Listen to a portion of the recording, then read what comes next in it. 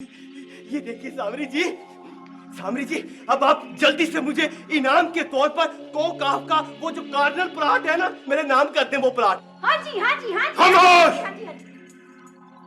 अयो गोंगलू जी मेरे आका। पापतूस जी आकानूस। अब नस्तूजिन हमारे कब्जे में मुकम्मल तौर पर आ गया है।